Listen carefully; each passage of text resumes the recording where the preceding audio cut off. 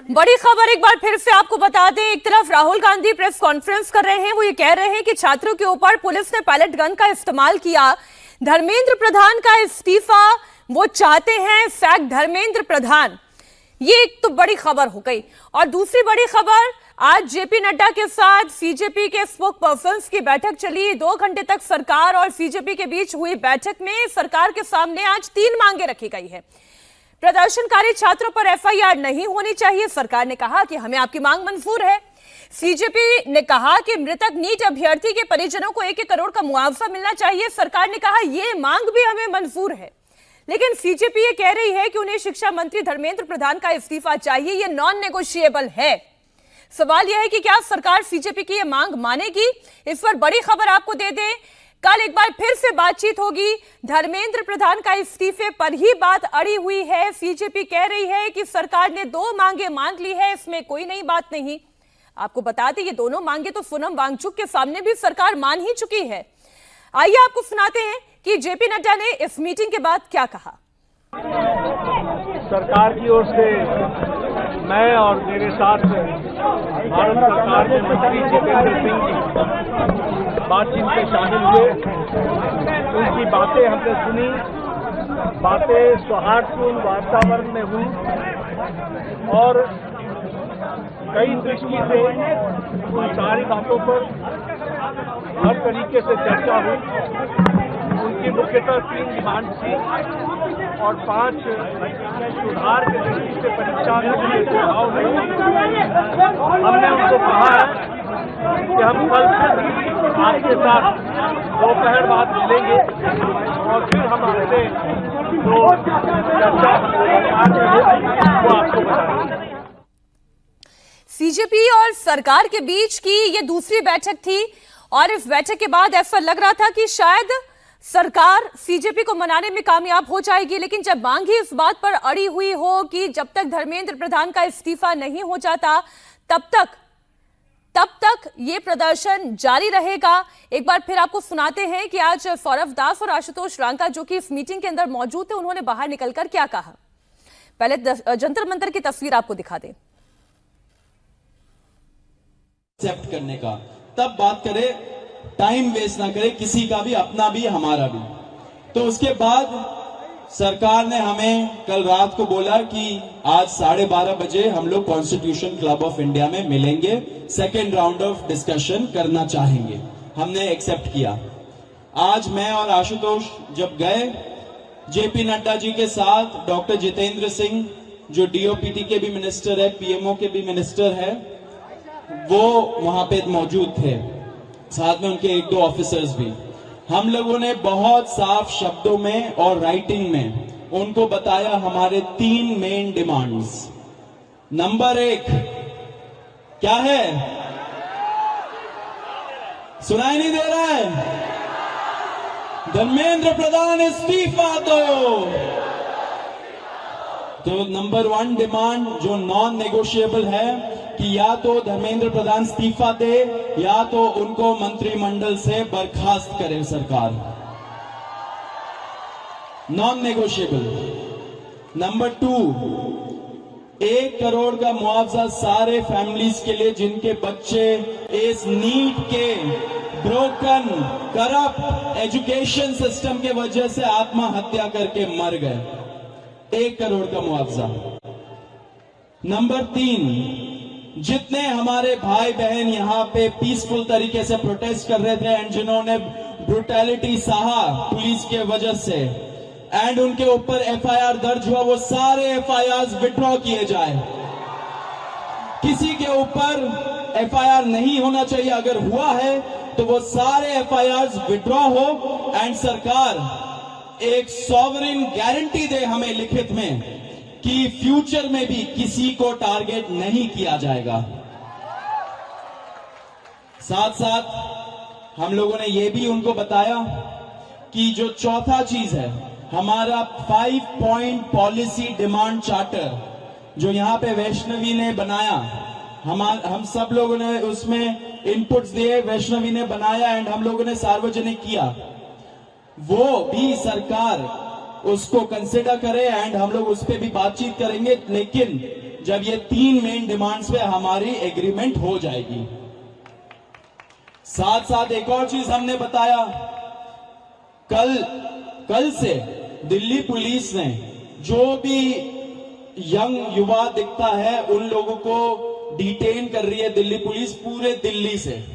आपको पता होगा कल रात को जैसे फॉर एग्जांपल निजामुद्दीन के साइड में 3 छोटे से बच्चे खाना ला रहे थे, उनको पुलिस ने डिटेन कर लिया, पुलिस स्टेशन में रखा। जब हम लोगों ने पुलिस से बात की ऐसा क्यों कर रहे हो, तब उनको छोड़ा लेकिन खाना वापस नहीं दिया। ऐसे बहुत सारे इंस्टेंसेस हो रहे हैं। शेम। तो ऐसे बहुत सारे इंस्टेंसेस हो रहे हैं दिल्ली में। तो जब हमने बताया ये 2 मिनिस्टर्स को, उन्होंने बोला ऐसा तो कुछ नहीं हो रहा है। ठीक है, लेकिन हमने बोला हो रहा है, तो उन्होंने बोला कि अगर हो रहा है तो वो आश्वासन देते कि ऐसा अब से नहीं होगा। अब जो धर्मेंद्र प्रधान का इस्तीफे का मामला है वो आशु बताएगा क्या हुआ, लेकिन उसके पहले ये बता देना चाह रहा हूं कि जो हमारे दूसरे और तीसरे डिमांड्स है, कॉम्पेंसेशन एंड एफआईआर का विड्रॉल और सॉवरेन गारंटी की ऐसा फ्यूचर में भी एफआईआर फाइल ना हो, उस पे सरकार ने पॉजिटिव साइन दिखाया। सरकार ने बोला कि इन प्रिंसिपल हम लोग मान रहे हैं आपकी ये 2 डिमांड्स। तो कल हमें फिर से बुलाया है। अब धर्मेंद्र प्रधान का इस्तीफा जो सब लोग सुनना चाहते हैं क्या हुआ, वो आशु बताएगा। तो सबसे विस्तृत चर्चा धर्मेंद्र प्रधान के इस्तीफे को लेकर हुई। बहुत सारे आर्ग्यूमेंट्स सरकार की तरफ से दिए गए, लेकिन हमने सिर्फ और सिर्फ एक बात कही कि जो 21 बच्चे हैं जिन्होंने नीट का पेपर लीक होने के बाद सुसाइड कर ली, उन जानों का जिम्मेदार कौन है, उनका जवाबदेह व्यक्ति कौन है, उनकी अकाउंटेबिलिटी किस पर है। हमने बहुत साफ शब्दों में सरकार को बता दिया कि धर्मेंद्र प्रधान का इस्तीफा नॉन नेगोशिएबल है। धर्मेंद्र प्रधान का इस्तीफा या उनके कैबिनेट के बर्खास्तगी के बिना यहां पर जो प्रदर्शन चल रहा है, जो पूरे देश भर में प्रदर्शन चल रहा है, वो प्रदर्शन बंद नहीं होगा। ये हमने आज सरकार को साफ शब्दों में कम्युनिकेट कर दिया है। हमने सरकार को ये भी बता दिया कि पूरे देश में इस समय भले ही हमारी शिक्षा को लेके अलग अलग डिमांड्स हो, भले ही शिक्षा सुधार को लेके हमारी 10 अलग डिमांड्स हो, लेकिन इस समय पूरे देश की एक सिंगल डिमांड है, धर्मेंद्र प्रधान का इस्तीफा। सरकार ने जो डेलीगेशन वहां पर मौजूद था, उन्होंने हमें कल फिर से 3:30 बजे इस मुद्दे पर बात करने के लिए बुलाया है। हमने सरकार को बहुत क्लियरली ये कम्युनिकेट कर दिया है कि हम अब ज्यादा वक्त इस पर जाया नहीं कर सकते। अगर जल्दी धर्मेंद्र प्रधान का इस्तीफा नहीं होता है, अगर अगले 1 दिन में 2 दिन में धर्मेंद्र प्रधान को बर्खास्त नहीं किया जाता है, तो फिर कॉकरोच जनता पार्टी की तरफ से एक और कॉल दिया जाएगा, नेशनल कॉल दिया जाएगा 20 जुलाई की तरह। और हमने ये भी सरकार को बता दिया है कि इस बार का जो कॉल होगा वो 20 जुलाई से कहीं ज्यादा बड़ा होगा, कहीं ज्यादा व्यापक होगा और राष्ट्रीय स्तर पर होगा।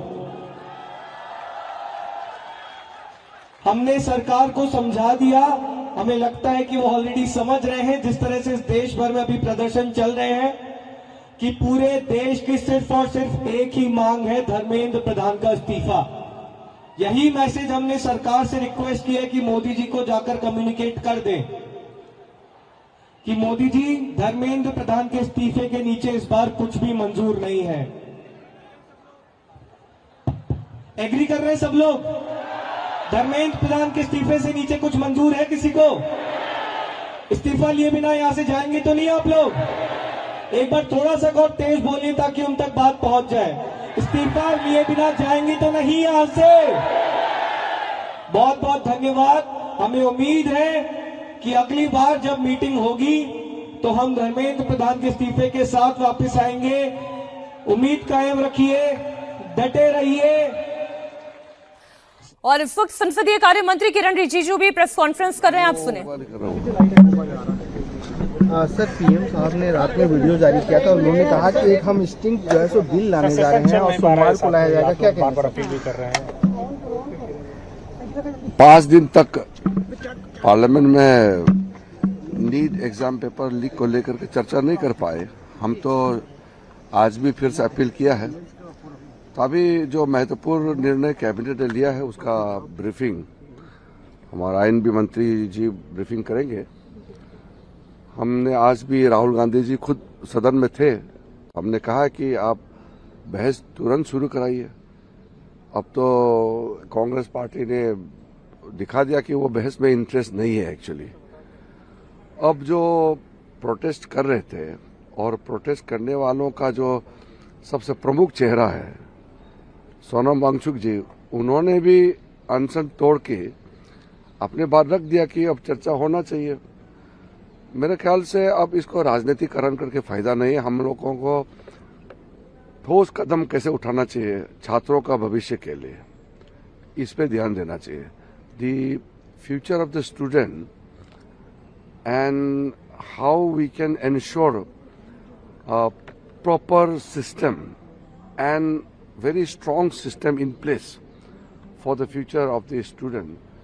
This has to be our priority. So by disrupting the parliamentary procedures and house, it will not yield any result. I would like to request once again to Rahul Gandhi ji and all the opposition members that better sense should prevail, that you cannot indefinitely create trouble in the parliament to prevent discussion. It's wasting the time of all the members. You all know very well it is very critical to let the parliament function. And when all the matters are to be discussed, taking into account the demands of all the members, why Congress party and some of their allies are disturbing the parliament proceedings, I don't understand. It would be nice if any demand they have to make, they can make during their intervention.